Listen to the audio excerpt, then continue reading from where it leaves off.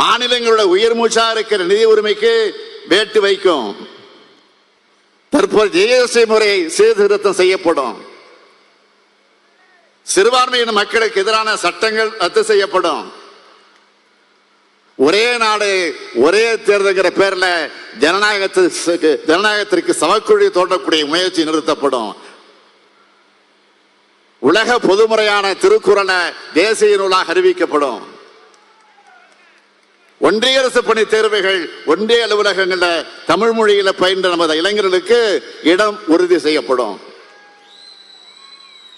அது மட்டுமல்ல, இந்த பகுதி மக்களுக்காக பொன்மலை ரயில்வே பணிமனைய ரயில் பெட்டி தொழிற்சாலையா மாற்ற நடவடிக்கை எடுக்கப்படும்.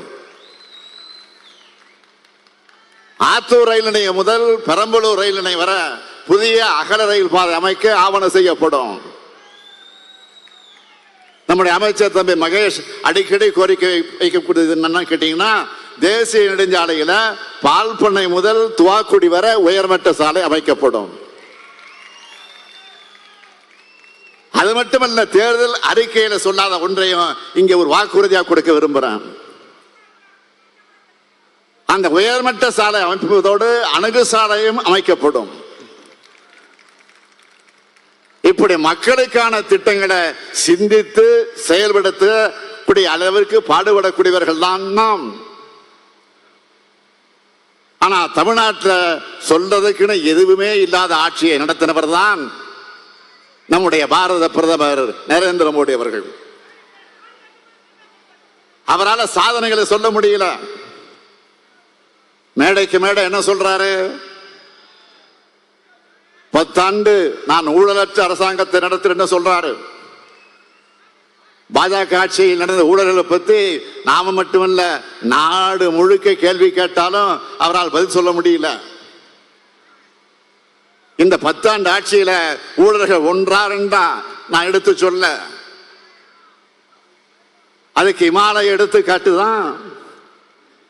இந்திய ஜனநாயகத்துக்கு அழிக்க முடியாத அவமானத்தை ஏற்படுத்தி இருக்கக்கூடிய தேர்தல் பத்திர ஊழல். கடந்த 5 ஆண்டுகள்ல இடி, ஐடி, சிபிஐ இப்படிப்பட்ட ஒன்றிய அரசோட அமைப்புகளோட பாஜகவோட கைப்பாவையா பயன்படுத்தி அவங்களை ரைடுக்கு அனுப்புறது. அப்புறம் பாஜகவுக்கு நிதியா தேர்தல் பத்திரங்களை வாங்குறதுன்னு 8000 கோடி ரூபாய்க்கு மேல் வசூல் பண்ணிருக்காங்க.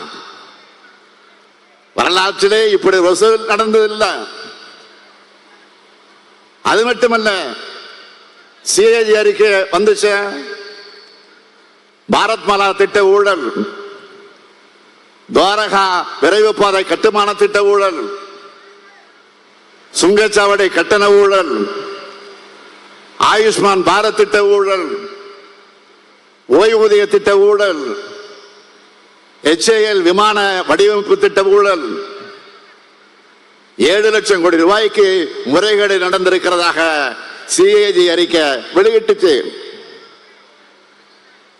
அந்த அறிக்கை மேல தக்க நடவடிக்கை எடுக்க வேண்டிய ஒன்றிய அரசு அது பற்றி வாய் திறக்கல. தேர்தல் பத்திர மாதிரியே இன்னொரு நிதியும் வசூல் பண்ணியிருக்காங்க.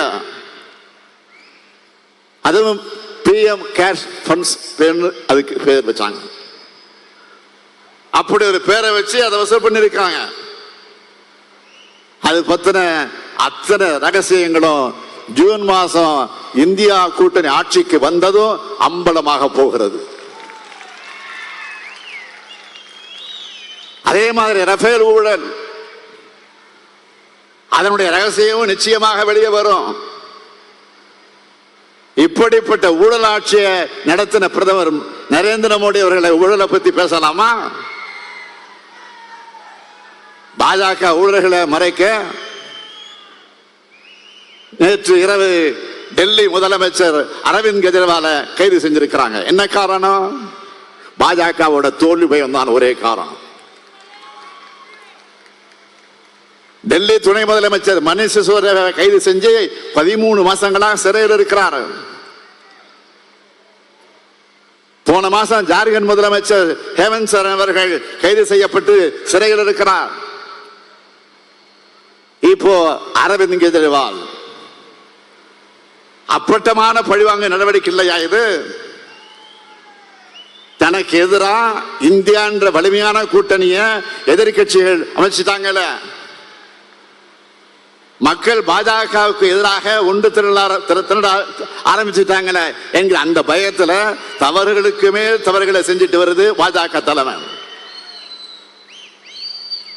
தமிழ்நாட்டில் நம்ம ஆட்சிக்கு தொந்தரவு கொடுக்க ஆளுநரை வச்சு மிரட்டி பார்க்கிறாங்க. ஆளுநர் இந்த நிகழ்ச்சிக்கு புறப்படுறதுக்கு முன்னாடி நம்முடைய அமைச்சர் பொன்முடிக்கு பதவி பிரமாணத்தை எடுத்து வச்சு தான் நான் வந்திருக்கிறேன். யாரு? ஆளுநர். அவராக பண்ணாரா? முடியாதுன்றாரு. நாங்க விடுவோமா? திமுக காரங்க நாங்க.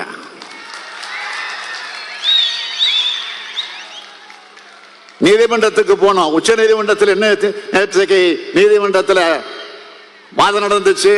எப்படிப்பட்ட கண்டனத்தை ஆளுநருக்கு தெரிவிச்சிருக்கிறாரு தலைமை நீதிபதி. அதற்கு பிறகு இன்றைக்கு 3 மணிக்கு அழைப்பு வந்துச்சு. அந்த அழைப்பை ஏற்றுக்கொண்டு நாங்கள் நேரடியாக சென்று ராஜ்பவன்ல போய் பதவி பிரமாணத்தை எடுத்துட்டு ஒரு மரியாதைக்கு ஆளுநருக்கு பொக்கே ஒன்று கொடுத்துட்டு பரபரப்பா சொன்னேன். இன்னைக்குதான் நான் தேர்தல் வேலையை தொடங்குறேன். தேர்தல் பிரச்சாரத்துக்கு முதலா ராஜ்பவன்ல இருந்து தொடங்குறேன்னு சொன்னேன். அவர் ஒண்ணு சொன்னார், பெஸ்ட் ஆஃப் லக் அப்படின்னு சொல்லி அனுப்பிச்சாரு. ராஜ்பவன்ல இருந்து தொடங்கி இருக்கக்கூடிய இந்த பயணம் குடியரசுத் தலைவர் மாளிகை வரைக்கும் போக போகுது என்பதற்கு இது ஒரு அடையாளம்.